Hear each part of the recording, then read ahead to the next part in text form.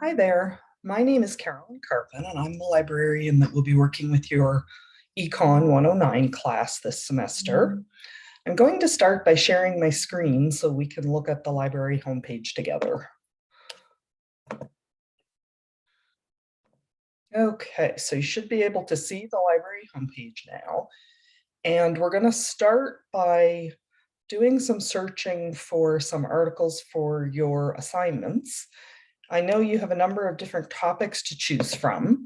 I'm going to pick the first topic about economic sanctions and war, and we'll just put in economic sanctions to start with as our search, and then we'll hit the search button, and then it will ask us for our CCID. So once you have that there, then you click on and you should be there. So the next thing I'm going to do is add another search word. I'm going to add the keyword war and add that to my search. So we went from 56,000 hits to 8,000 hits. So that's a start. I want to point out to you on the left-hand side, we have a menu called Refine Results. And this will allow you to change some of your settings. So I'm going to start with date because it goes back awfully far. I don't need it to go back that far. Maybe, well, let's do about the last 10 years or so. So that's set at 2011. So let's see. So now we've got 4,000 hits. And I want you to notice we have this option to limit to scholarly or peer-reviewed journals. Peer-reviewed journals are where the results of people's research work is published. So let's say your professor has research that she's completed, she wants to have it published, then it will be submitted to the journal will take a look at it, and then they send it out to the peers of your professor. So those are going to be other scholars and professors who work within that field or subfield even of economics. And they're going to look at the research. They're going to look at how the project was planned, what methods and methodologies were used, how the whole project is written up. If there are formulas, charts and graphs, that sort of thing, are they properly written? Do they make sense? And then do the discussion of the research and the conclusions in the article make sense? And if so, over time, the person's article will probably still have some editing, but then it will get published. And so if I were to click on this scholarly peer-reviewed journals button, this is going to limit it down to those academic journals for me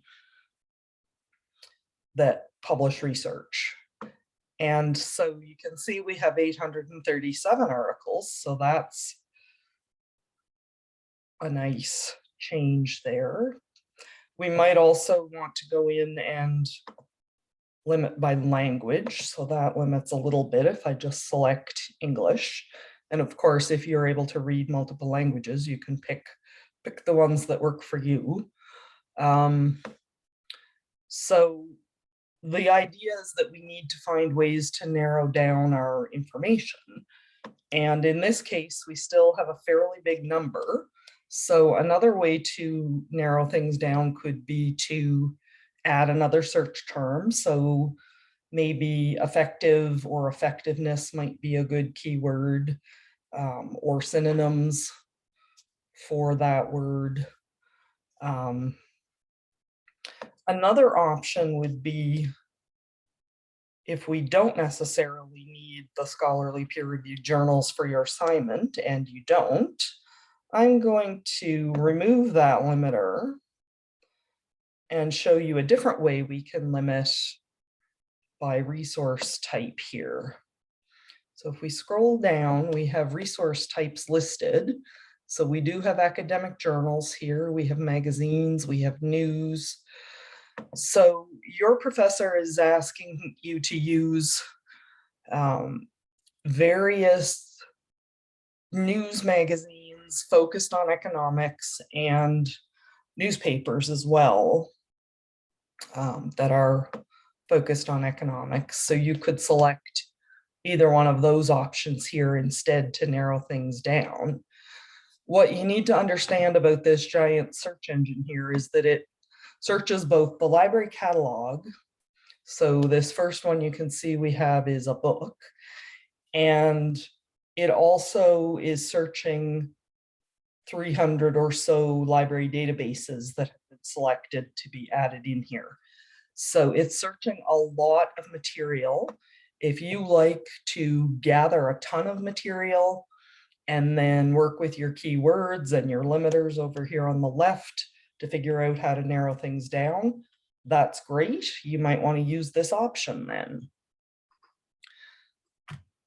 So this is the big search the library box on the homepage. Now I'm going to take us back to the homepage, and I want to show you a different way to approach searching for articles for your assignment. And this time we're going to go up here on the menu along the top in the green, light green bar, and we have subject guides. And you can see we have subject guides organized by library and or topic. And I'm going to go to the arts guides because economics falls within the arts faculty, and we're going to open up the economics guide. And you'll notice there you've got my name and my contact information right there on the main page. So that's how you can find me if you need help. And then on the guide, we've got a number of other resources. So I'm just going to click in on EconLit. So you can see this looks very much like the Great Big Search Engine because it's the same company. However, it is a different database. And so I'm going to do economic sanctions and war. So we'll do the same search. And I want you to see the differences here in terms of how much information we get. So in this case now we're starting with 1,800 and some articles. So in this case, what I'm looking at is peer-reviewed journals only. And I have limiters, but they're going to be a little bit different in here. I still have my date limiter. So I'm going to adjust that. We'll take it back about 10 or so years. So we still have quite a big number of search hits there. I can limit by language and so on. And then I have my source types. And you can see the source types are a little bit different than what we found in the Great Big Search Engine. This one doesn't necessarily include any news items. So there may not be news articles from various newspapers and popular magazines. So what you're going to find in this database, if you choose to use it, are more research-focused articles. The thing about the research articles, of course, is that it depends on the focus of your paper, what whether these are really going to be useful. For example, the very broad topic of economic sanctions and war, that's a very broad topic, has been written about for many, many years. And so there's probably been some research into those topics, and you can find journal articles here. As you can see, the very first one refers to Cold War sanctions. So what you're not going to necessarily find here is something about sanctions on Russia because of the war in Ukraine right now. That's a more current event that will be covered in places like the popular newspapers and popular magazines.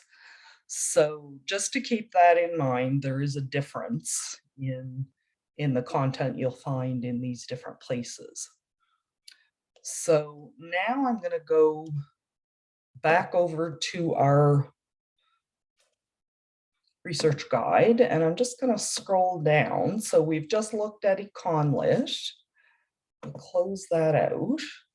And I want to point out that we have a number of other resources listed here, including the OECD iLibrary. We've got some think tank collections here of links, so you can find those. And then we have a section about news articles, including The Economist and the Economist Intelligence Unit.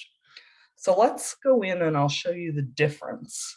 So the first one basically takes us to the online version of the Economist magazine. So this is a great resource for current events. So let's see. So I want to look for universal basic income and Canada.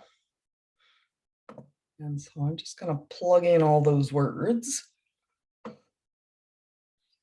And so it has popped up a number of different articles. So you can see it starts with the most current and then goes back. And you can see we have the word Canada here in some of these articles. So that's worth taking a look at those.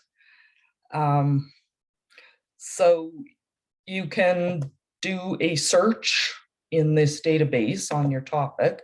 You can also use the menu here at the top that takes you to all these different kinds of sections, and there's some specific country and regional areas here.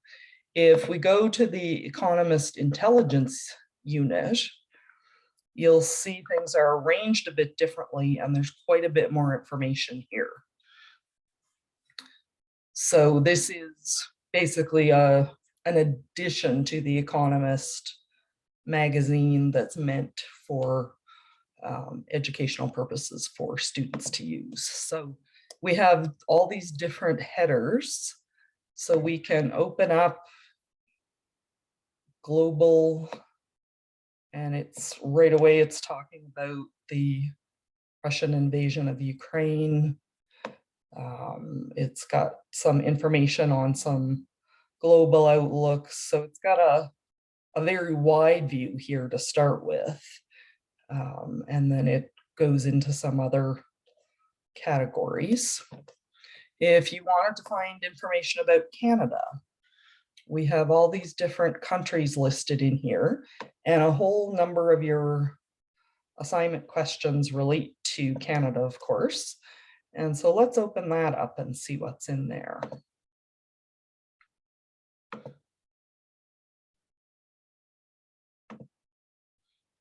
It's going slowly. Okay. So it's got this little summary here, and it includes some links in there. And then if we scroll down, it gives us some different categories and with a focus on Canada. So the global one gives us the global overview, and this one gives us the Canadian overview. And in this case, it's also popped up some world overviews too. And then if you keep going down, you've got a number of different categories that are focused on Canada. So we can look at the country fact sheet.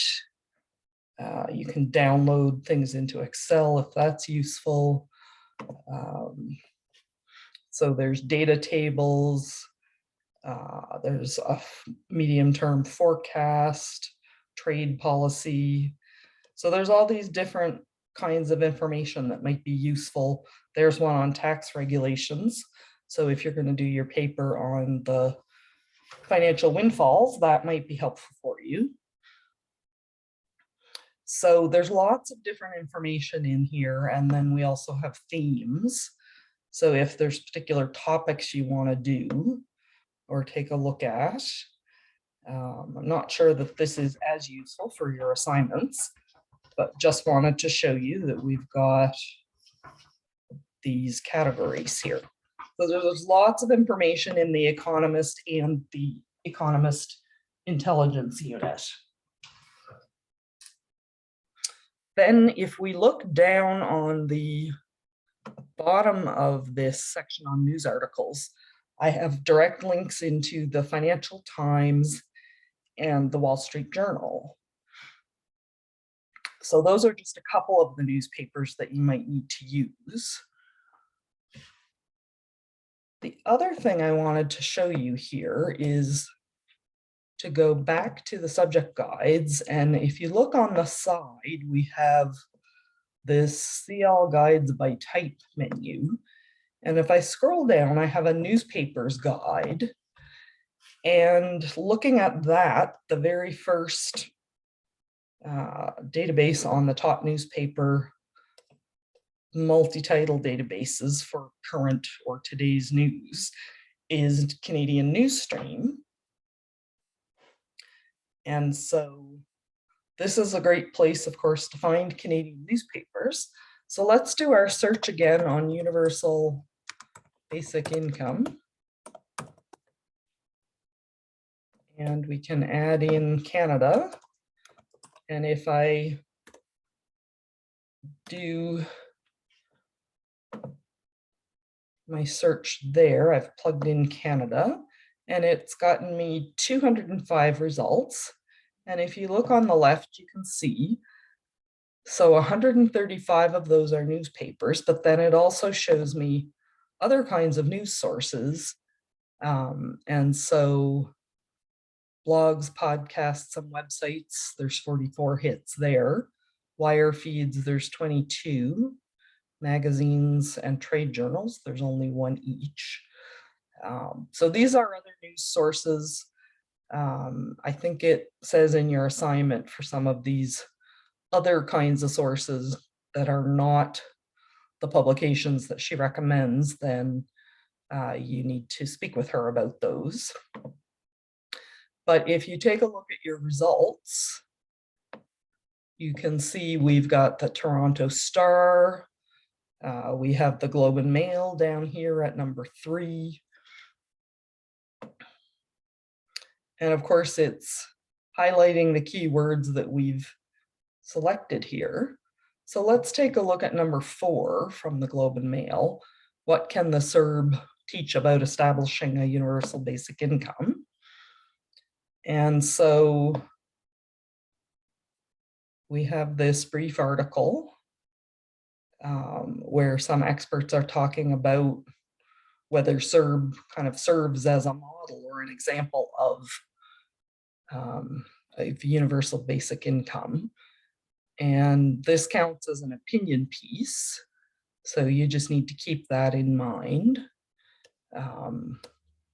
It's not necessarily research, but it is the opinion of experts.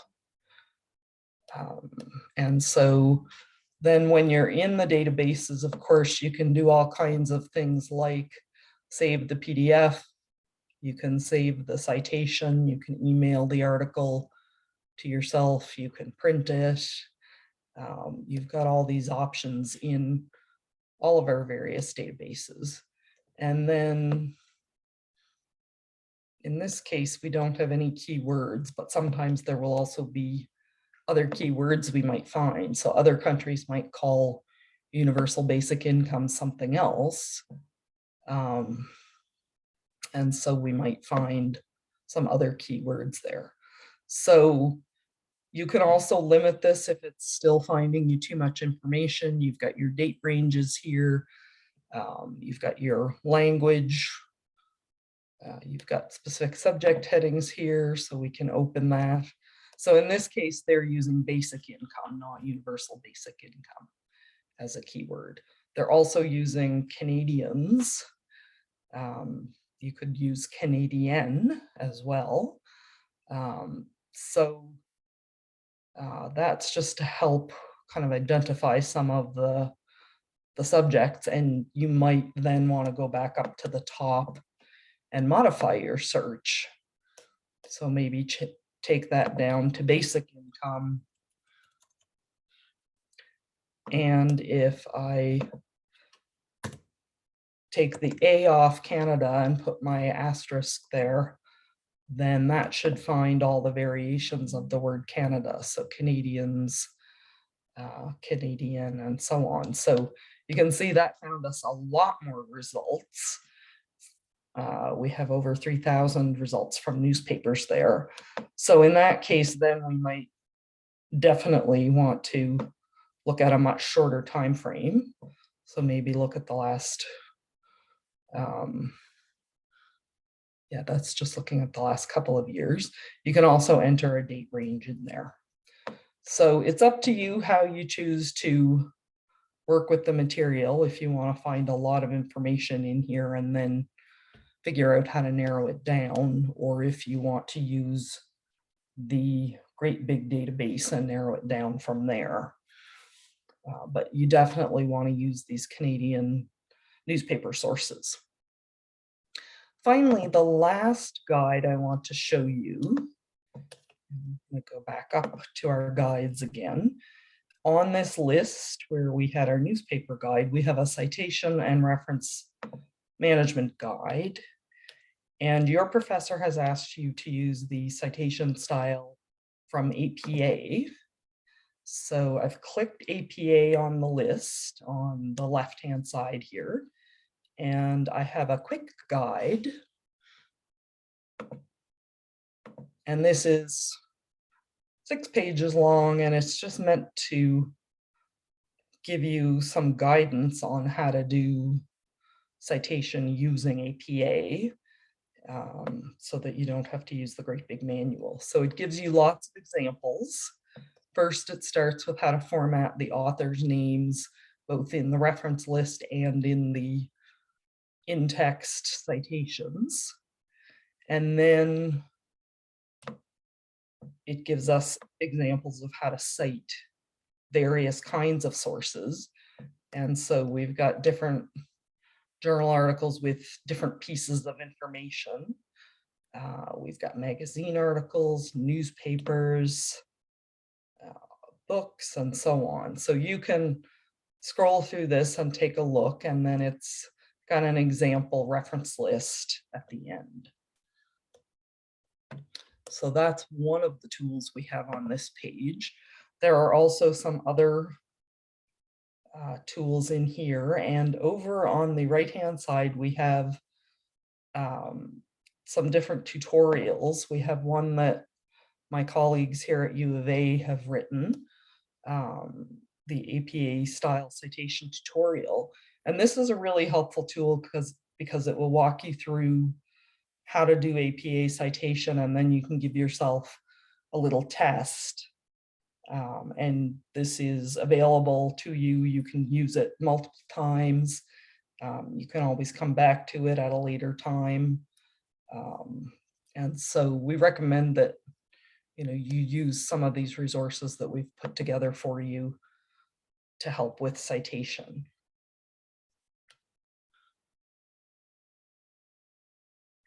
Now, the last thing I want to make sure that we all know how to do is how to find help.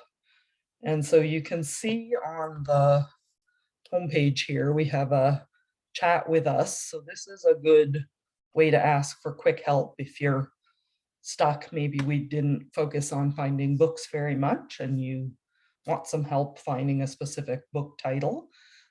This is a good place to go to get that kind of information. If I go over to the Ask Us page, this will open up not only the chat box again here, but it gives us a number of options. So you can email, you can call, you can find a subject librarian. So I'm the subject librarian for your economics classes. And you can go ahead and book a consultation with me.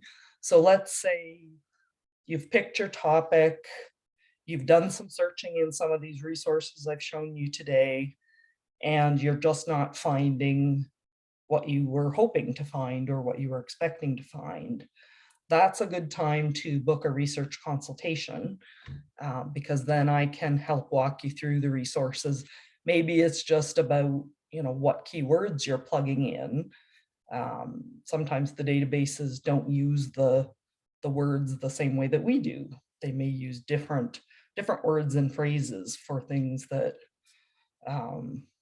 we have more common ways of calling things in our day-to-day lives that may not be in the databases. So that's when you want to book a consultation. But if you're looking for some quick help, use one of these other ways, calling or chatting, and then the staff member will help you, determine if you actually need a librarian, and they'll help you get referred over to me. You can also, of course, if you remember, you can find my contact information on the economic subject guide. So it's going to have an email where you can directly email me. So I'm just taking us back there. And so my email address is there. You can click on this button.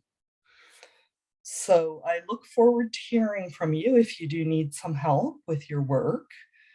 And I hope that this quick tour of some of the resources will be helpful for you. But please do not be afraid to reach out and ask for help. That's why we're here. I don't consider anything a silly question. If you need to know something to be able to do your assignment, then you should be able to ask that. We don't expect you to know everything when you're in your first or second year of university. And so please don't be afraid to reach out to us and ask for help. And I will look forward to meeting you if I do hear from you. Thank you so much.